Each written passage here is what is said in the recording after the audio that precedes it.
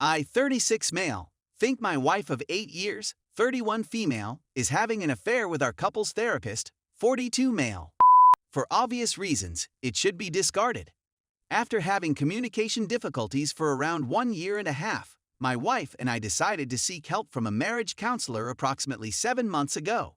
It begins off nicely, and we are able to communicate more efficiently as time goes by. A little more than 3 months ago, she started attending extra sessions for personal care, alone.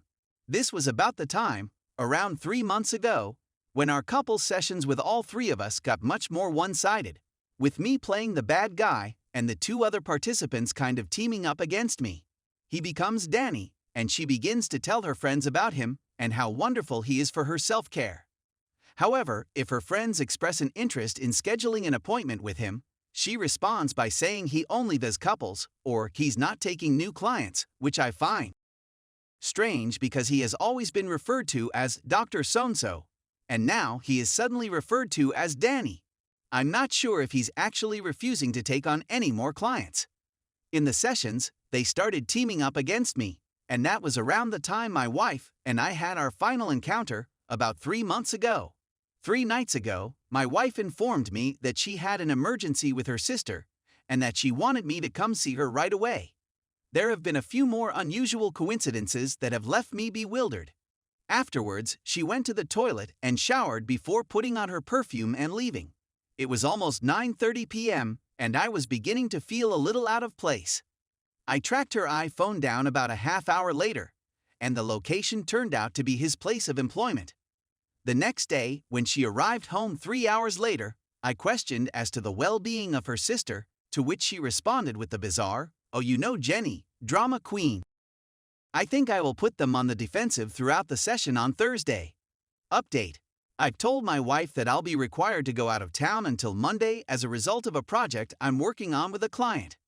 I installed 3 cameras in my house, 1 in each room and 1 in the bedroom, to monitor activity. I'll be staying with my brother till the evening of Monday.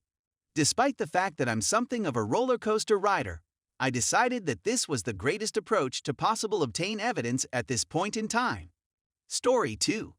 I just got cheated on, and I don't know how to move on with my life. Hello, and welcome to everyone. The subject of this is something that never occurred to me until I started posting on Reddit. A little bit about myself. I'm a 21-year-old lady who will graduate from college in a few months. Despite the fact that I've had a rough life, things have seemed to be getting better in recent months. Their relationship had only just come to an end, and my ex-boyfriend was the catalyst for it. First and foremost, there are a few things you should be aware of about my cheating ex-boyfriend.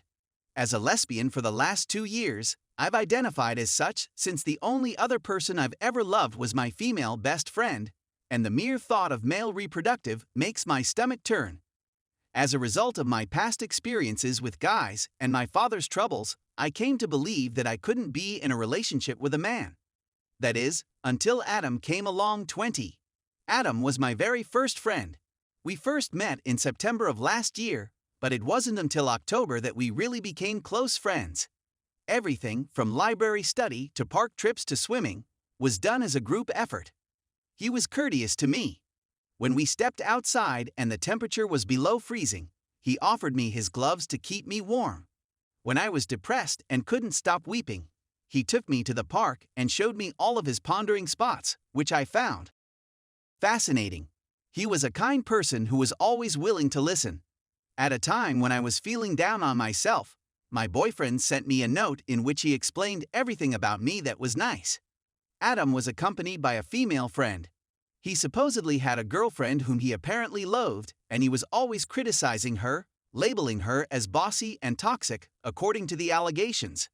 Due to his kindness and want to help, I trusted him completely. He even gave me text messages that contributed to the legitimacy of his deceit. When he confessed his feelings for me, he claimed the next day that he had barred his ex from seeing me, and we started dating a few days later. We went roller on our first day together, and it was really ridiculous. I could never have imagined falling out of love with my first love, or even looking at a man without feeling afraid of what may happen. In spite of this, he was kind and made me feel at ease being myself in his company. I had faith in him, thought he was attractive, and felt he was a nice guy. I was wrong. The first month was uneventful, even without flaws. During the second month, everything started to go awry. Our relationship had been moving at a breakneck pace, and I was experiencing intense feelings much too quickly. But I believed we would be together for the rest of our lives. Even if he felt that way about me, the last person I'd ever loved, I didn't realize that it didn't apply to him at the time. A slew of warning signs went unnoticed by me, such as his maintaining a Snapchat streak with his ex-girlfriend and interacting with her on a regular basis, and him being so fatphobic that I wanted to stop eating. They were ultimately able to locate me. After conversing with a few mutual friends, I realized he was gaslighting me, emotionally abusing me, and pressing me, and I confronted him. He even stopped us from touching at one point because I was making too many excuses about, despite the fact that I had never lied about anything related.